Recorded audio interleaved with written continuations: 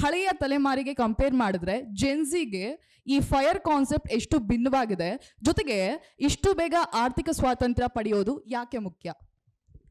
Firstly thank you so much invite ಮಾಡಿದ್ದಕ್ಕೆ. ತುಂಬ ಖುಷಿ ಆಗ್ತದೆ ಇಲ್ಲಿರೋದಕ್ಕೆ. ಆ್ಯಂಡ್ ಇವಾಗ ನಿಮ್ಮ ಪ್ರಶ್ನೆಗೆ ಹೇಳಬೇಕಂದ್ರೆ, ನಾವು ಐ ಥಿಂಕ್ ಮೊದಲಿಂದಾನು ಕೇಳ್ಕೊಂಡು ಬರ್ತಾ ಇದ್ದೀವಿ. ನಮ್ಮ ಅಪ್ಪನ ಜನ್ರೇಷನ್ ನೋಡಿದ್ರೆ ಹೆಚ್ಚು ಕಮ್ಮಿ ಅವರ ಮೇಜರ್ ಫೈನಾನ್ಷಿಯಲ್ ಗೋಲ್ ಆಗಿರಲಿ ಅಥವಾ ಪ್ಲ್ಯಾನಿಂಗ್ ಹೇಗಿತ್ತಂದರೆ, ಇಷ್ಟು ವಯಸ್ಸುವರೆಗೂ ದುಡಿಬೇಕು, ಇದ್ರ ಮಧ್ಯದಲ್ಲಿ ಒಂದು ಮನೆ ಕಟ್ಟಬೇಕು ಅಥವಾ ಮಕ್ಕಳಿಗೆ ಎಜುಕೇಷನ್ ಮಾಡಿಸ್ಬೇಕು, ಆ್ಯಂಡ್ ಈ ಥರ ಸಣ್ಣ ಪುಟ್ಟ ಗೋಲ್ಸ್ ಇರ್ತಾ ಇತ್ತು. ಆದರೆ ಇವತ್ತು I think the generation has changed a lot in terms of thinking. ಯಾಕಂದರೆ ಇನ್ಸ್ಟೆಡ್ ಆಫ್ ಹ್ಯಾವಿಂಗ್ 60 ವಯಸ್ಸಿನಲ್ಲಿ ನಾವು ರಿಟೈರ್ ಮಾಡೋ ಬದಲು ಇವಾಗ ಮೈಕ್ರೋ ರಿಟೈರ್ಮೆಂಟ್ ಟ್ರೆಂಡ್ ಆಗ್ತಾ ಇದೆ ಇವತ್ತಿನ ಕರಿಯರ್ಸಲ್ಲಿ, ವೇರ್ ಶಾರ್ಟ್ ಟರ್ಮ್ ಗೋಲ್ಸಿಂದ ಹಿಡ್ಕೊಂಡು ಶಾರ್ಟ್ ಟರ್ಮ್ ಬ್ರೇಕ್ಸ್ನ ತೊಗೊಳ್ತಾ ಇದ್ದಾರೆ ಅವರ ಕರಿಯರಲ್ಲಿ ಟು ಲರ್ನ್ ಅಥವಾ ಟ್ರಾವೆಲ್ ಎಕ್ಸೆಟ್ರಾ. ಸೊ ಹೀಗಿದ್ದಾಗ ನಮಗೆ financial independence and early retirement access ಸ್ವಲ್ಪ ಈಸಿ ಆಗಿದೆ. ಬಿಕಾಸ್ ನಾವಿವತ್ತು ಸೋಷಿಯಲ್ ಮೀಡಿಯಾ ಆಗಿರಲಿ, AI ಅಥವಾ even the new generational technology ಏನು ಬರ್ತಾ ಇದೆ ಅದಕ್ಕೆ ಜಾಸ್ತಿ ಎಕ್ಸ್ಪೋಸ್ ಆಗಿರೋದ್ರಿಂದ we have a lot more options in terms of career ಆಗಿರ್ಬೋದು, ಸ್ಕಿಲ್ ಡೆವಲಪ್ಮೆಂಟ್ ಆಗಿರ್ಬೋದು. ಸೊ ಇದರಿಂದ ನಮಗೆ ಪ್ಯಾಸಿವ್ ಇನ್ಕಮ್ ಅಥವಾ ಮಲ್ಟಿಪಲ್ ಸೋರ್ಸಸ್ ಆಫ್ ಇನ್ಕಮ್ ನಮಗೆ ಇಲ್ಲಿ ಆಪ್ಷನ್ಸ್ ಜಾಸ್ತಿ ಆಗಿರೋದ್ರಿಂದ we have a better planning in terms of financial independence ಅಂತ ಹೇಳ್ಬೋದು. ಅದ್ರ ಜೊತೆಗೆ ಯಾಕೆ important at such a young age having financial independence ಅಂದರೆ, ನಮಗೆ ನಮ್ಮ ಲೈಫ್ನಲ್ಲಿ ಒಂದು ಕ್ಲಾರಿಟಿ ಸಿಗುತ್ತೆ in terms of how are financial planning should be ಅಂತ. ಸೊ ಇದರಿಂದ ಇದು ತುಂಬಾ ಮುಖ್ಯವಾಗಿರುತ್ತೆ. ಎಸ್ಪೆಷಲಿ ನಾನಿವಾಗ 21 ವರ್ಷ. ಸೊ ಇವತ್ತು ನಾನು ಅಕಸ್ಮಾತ್ ನನ್ನ ನನ್ನ ಪೋರ್ಟ್ಫೋಲಿಯೋ ಇಷ್ಟು ಇನ್ವೆಸ್ಟ್ಮೆಂಟ್ ಮಾಡ್ತಾ ಇದ್ದೀನಿ ಅಥವಾ ನನ್ನ ಫೈನಾನ್ಷಿಯಲ್ ಪ್ಲಾನಿಂಗ್ ಹೀಗಿದೆ ಅಂದಾಗ ಐ ಹ್ಯಾವ್ ಅ ಕಾನ್ಫಿಡೆನ್ಸ್ ನಾನು ನೆಕ್ಸ್ಟ್ 5 ಇಯರ್ಸಲ್ಲಿ ತೊಗೊಳ್ಳೋವಂಥ ಡಿಸಿಷನ್ ಇವತ್ತಿಂದ ಇಂಪ್ಯಾಕ್ಟ್ ಆಗಿರುತ್ತೆ. ಸ್ವಾತಿ ಅವರೇ, ಈಗ ಯೋಲೋ ಟ್ರೆಂಡ್ ನಡುವೆ ಖರ್ಚು ಮತ್ತು ಉಳಿತಾಯವನ್ನು ಬ್ಯಾಲೆನ್ಸ್ ಮಾಡೋದು ಹೇಗೆ ಅಂತ? ರೈಟ್, ಇದು ಯು ಓನ್ಲಿ ಲಿವ್ ಒನ್ಸ್ ಅನ್ನೋ ಕಾನ್ಸೆಪ್ಟಿಂದನೇ ಐ ಥಿಂಕ್ ಅರ್ಧಕ್ಕರ್ಧ ಜೆನ್ಸಿಯ ಫೈನಾನ್ಷಿಯಲ್ ಪ್ಲ್ಯಾನಿಂಗ್ ಸ್ವಲ್ಪ ಹಿಂದೆ ಮುಂದೆ ಆಗಿದೆ ಅನಿಸುತ್ತೆ.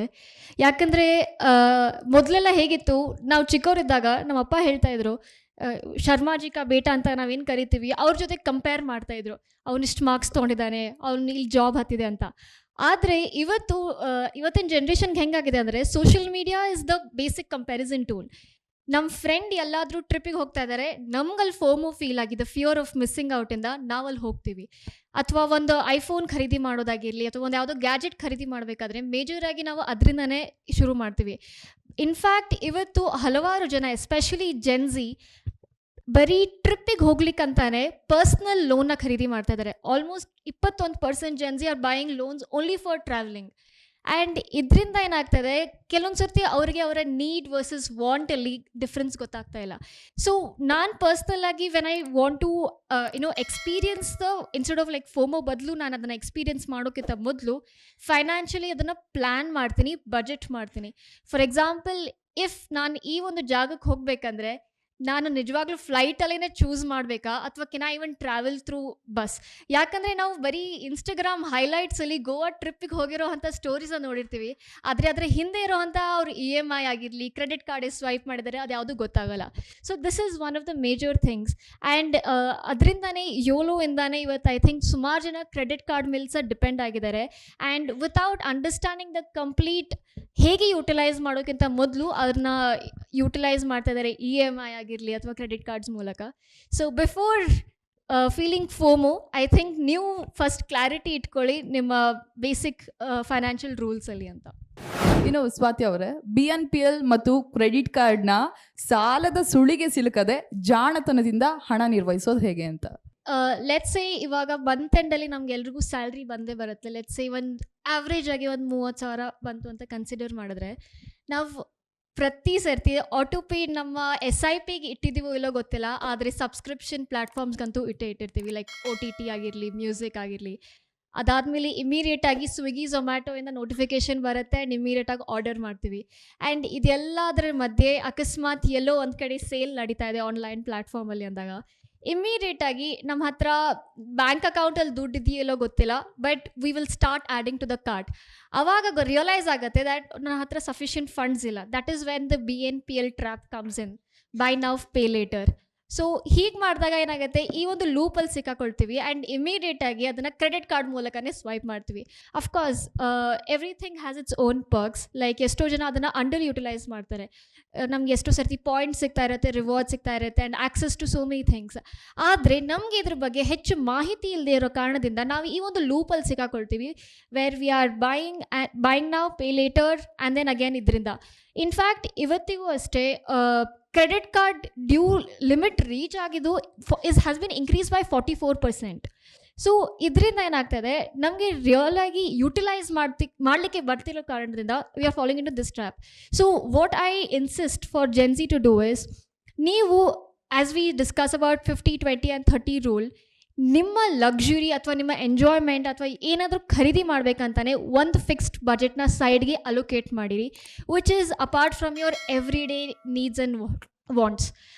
ಅದ್ರ ಜೊತೆಗೆ ಈ ಒಂದು ಬಜೆಟ್ನ I think you will have to divide it on the daily basis. So ನಾನು ಪರ್ಸ್ನಲ್ ಆಗಿ ಏನು ಮಾಡ್ತೀನಿ ಅಂದರೆ, ನನ್ನ ಪ್ರತಿದಿನದ ಖರ್ಚಿಗೆ I keep aside let's 300 rupees or 500 rupees. So ಈ ಅಮೌಂಟ್ನ ನಾನು ಎಕ್ಸೀಡ್ ಮಾಡಬಾರ್ದು. ಸೊ ಹೀಗಿದ್ದಾಗ ಏನಾಗುತ್ತೆ, by the end of the month ನನ್ನ ಹತ್ರ ಸ್ವಲ್ಪ ಅಮೌಂಟ್ ಆದರೂ ಉಳಿದಿರುತ್ತೆ, ಯಾವುದನ್ನ ನಾನು ನನಗೋಸ್ಕರ ಇನ್ವೆಸ್ಟ್ ಮಾಡ್ಕೊಂಡು for my other than my essential requirements, for my enjoyment or luxury. So this is one basic thing. Along with that, buy now pay later ಇಂದನೂ escape ಮಾಡ್ಲಿಕ್ಕಂತ ಸುಮಾರು ಜನ ಎಮರ್ಜೆನ್ಸಿ ಫಂಡ್ಸ್ನ ಆ್ಯಕ್ಚುಲಿ ಮೇಂಟೈನ್ ಮಾಡಿರಲ್ಲ. ಸೊ ನಾನು next 6 ಮಂತ್ಸಿಗೆ ಆಗೋಷ್ಟು ಅಮೌಂಟ್ನ ನಾನು ಇವಾಗ ಏನಾದರೂ ಫಂಡ್ಸ್ ಎಲ್ಲ ಸೇವ್ ಮಾಡಿದ್ದೆ ಅಂದರೆ, then that actually will not help me fall into this buy now or EMI credit card trap, etc. So this is what I think, that budgeting in the initial month is important ಅಂತ. ಏನು ಸ್ವಾತಿ ಅವರೇ, fire journey ಶುರು ಮಾಡಲು ಅಂದರೆ ಪ್ರೇಕ್ಷಕರಿಗೆ ನೀವು ಕೊಡುವ ಒಂದು ಗೋಲ್ಡನ್ ರೂಲ್ ಯಾವುದು? ಓಕೆ, ನಾನು ನನ್ನ ಜೀವನದಲ್ಲಿ ಆ್ಯಕ್ಚುಲಿ 3 ಸಿಗಳನ್ನು ಫಾಲೋ ಮಾಡ್ತೀನಿ ಯಾವುದೇ ಸಂದರ್ಭ ಇದ್ದಾಗ. ಒಂದು confidence, clarity and consistency. So ಯಾವುದೇ ವಿಷಯದಲ್ಲಿ ಈ 3 ಆಸ್ಪೆಕ್ಟ್ಸ್ನ ನಾವು ಇನ್ವಾಲ್ವ್ ಮಾಡಿದ್ವಿ ಅಂದರೆ then we can do much better. ಯಾಕಂದರೆ ಫಸ್ಟ್ ನಿಮ್ಮ ಗೋಲ್ಸ್ ಬಗ್ಗೆ ಕ್ಲಾರಿಟಿ ಇರಬೇಕು, ನೀವು ಏನಕ್ಕೆ ಈ ಒಂದು ಕಾರ್ಯನ ಮಾಡ್ತಾ ಇದ್ದೀರಾ ಅಂತ. ಸೆಕೆಂಡ್, ಕಾನ್ಫಿಡೆನ್ಸಿಂದ ಅದನ್ನು ಮಾಡಿದಾಗ ನಿಮ್ಮಲ್ಲಿ ಒಂದು ಸೆಲ್ಫ್ ಕಾನ್ಫಿಡೆನ್ಸ್ ಇದ್ದಾಗ you believe more in what you doing. And major ಆಗಿ when you have confidence and when you have clarity, ನೀವು ಕನ್ಸಿಸ್ಟೆಂಟ್ ಆಗಿ ಇದನ್ನು ಮಾಡ್ತಾ ಹೋದಾಗ I think that is when you can achieve anything. So this is one golden rule which I follow, and apart from that obviously ನಿಮ್ಮ ಎಕ್ಸ್ಪೆನ್ಸಸ್ನ reduce ಮಾಡ್ತಾ ನಿಮ್ಮ increase your income ಅನ್ನೋ ಒಂದು ಫಂಡಮೆಂಟಲ್ ರೂಲ್ ನಾನು ಫಾಲೋ ಮಾಡ್ತೀನಿ.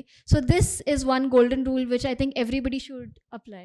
ಇನ್ನು ಜೆನ್ಸಿ ಜೇಬಿಂದ ಹಣ ಕೀಳಲು ಅಂದರೆ ಬ್ರ್ಯಾಂಡ್ಗಳು ಬಳಸುವ ಮಾರ್ಕೆಟಿಂಗ್ ತಂತ್ರಗಳೇನು, ಜೊತೆಗೆ ಅದರಿಂದ ಪಾರಾಗೋದು ಹೇಗೆ? ಅದನ್ನು ನಾನು ಸೈಕಲಾಜಿಕಲ್ ಟ್ರ್ಯಾಪ್ ಅಂತ ಹೇಳಲ್ಲ, because at the end of the day ಅವರಲ್ಲಿ ಬಿಸ್ನೆಸ್ ಮಾಡೋಕ್ಕೆ ಬಂದಿರೋದು and we need to be aware of how it has to be done ಅಂತ. ಸೊ ಸುಮಾರಷ್ಟು ನಾವು ನೋಡ್ತೀವಿ, ಎಸ್ಪೆಷಲಿ ಈ ಸೇಲ್ ಬಂದಾಗ ಆ್ಯಂಕರಿಂಗ್ ಎಫೆಕ್ಟ್ಸ್ನ ಇಲ್ಲಿ ಅಪ್ಲೈ ಮಾಡಿದ್ದಾರೆ. ಲೈಕ್ ಪ್ರೈಸಸ್ ಡಿಫ್ರೆಂಟ್ ಆ್ಯಂಡ್ ಅದನ್ನು ಸ್ಕ್ರ್ಯಾಚ್ ಆಫ್ ಮಾಡಿ ಹೊಸ ಪ್ರೈಸ್ ಇದೆ ಅಂತ. ಆ್ಯಂಡ್ ಇನ್ನೊಂದು ಸರ್ತಿ ನಾವಿಲ್ಲಿ ಡೆಕಾಯ್ ಎಫೆಕ್ಟ್ನ ನಾವು ನೋಡಿರ್ತೀವಿ. So I think decoy effect is primarily ನಾವು ಎಲ್ಲಿ ಇದನ್ನು ನೋಡಬೇಕು ಅಂತ. ಫಾರ್ ಎಕ್ಸಾಂಪಲ್, ಒಂದು ಟೀ ಅಂಗಡಿ ಹೋದಾಗ ಅವ್ರ ಹತ್ರ 3 ಆಪ್ಷನ್ಸ್ ಇರುತ್ತೆ. ಸ್ಮಾಲ್ ಮೇ ಬಿ 20 ರೂಪಾಯಿಗೆ, large 40 rupees and medium is 30 rupees. ಇಲ್ಲಿ ನಾನು ಡಿಸೈಡ್ ಮಾಡಬೇಕು ನನ್ನ ರಿಕ್ವೈರ್ಮೆಂಟ್ ಪ್ರಕಾರ ನಾನು ಎಷ್ಟು ಖರೀದಿ ಮಾಡಬೇಕು ಅನ್ನೋದು. So it is up to me. ಅದ್ರ ಬದಲು ಲಾರ್ಜಿಗೆ maybe quantity wise if the price is correct ಅಂತ ಹೇಳಿ ನಾನು ಅದನ್ನು ಪಿಕ್ ಮಾಡಿದ್ರೆ ಅದಿಲ್ಲಿ ನನ್ನ ತಪ್ಪಾಗತ್ತೆ, ಅವ್ರು ಆಫರ್ ಮಾಡುವಂಥ ಆಫರಲ್ಲಿ ಅಲ್ಲ ಅಂತ. ಸೊ ಹೀಗೆ ನಾವು ಹಲವಾರು ರೀತಿ ನಾವು ಫಸ್ಟ್ ಇದನ್ನು ಮಾಡಬೇಕು. ನಾನು ಚಿಕ್ಕವಳಿದ್ದಾಗ ಎಸ್ಪೆಷಲಿ ನಮ್ಮ ಅಪ್ಪ ಮಾರ್ಕೆಟಿಗೆ ಕರ್ಕೊಂಡು ಹೋಗ್ತಾಯಿದ್ರು, just to make me understand buy 1 get 1 free 50% off, ಎರಡೂ ಆಲ್ಮೋಸ್ಟ್ ಸೇಮ್ ರಿಸಲ್ಟೇ ಕೊಡುತ್ತೆ. But what do you want to pick? So ಇಲ್ಲಿ ನಾವು ಏನು ಅರ್ಥ ಆಗುತ್ತದೆ, ನಮಗೇನು ರಿಕ್ವೈರ್ಮೆಂಟ್ ಇದೆ ಅದರ ಪ್ರಕಾರ ನಾವು ಡಿಸಿಷನ್ ತೊಗೊಳ್ಬೇಕು, ಹೊರತು ಇಲ್ಲಿ ಅವ್ರು ಸೆಟ್ ಮಾಡಿದಂಥ ಸೈಕಲಾಜಿಕಲ್ ಟ್ರ್ಯಾಪ್ಸಿಗೆ ಬಲಿಯಾಗೋಕ್ಕಿಂತ ಬದಲು ಅಂತ. ಪೂರ್ತಿ ವಿಡಿಯೋಗಾಗಿ ಎಕನಾಮಿಕ್ ಟೈಮ್ಸ್ ಕನ್ನಡ ಯೂಟ್ಯೂಬ್ ಚಾನಲನ್ನು ನೋಡಿ.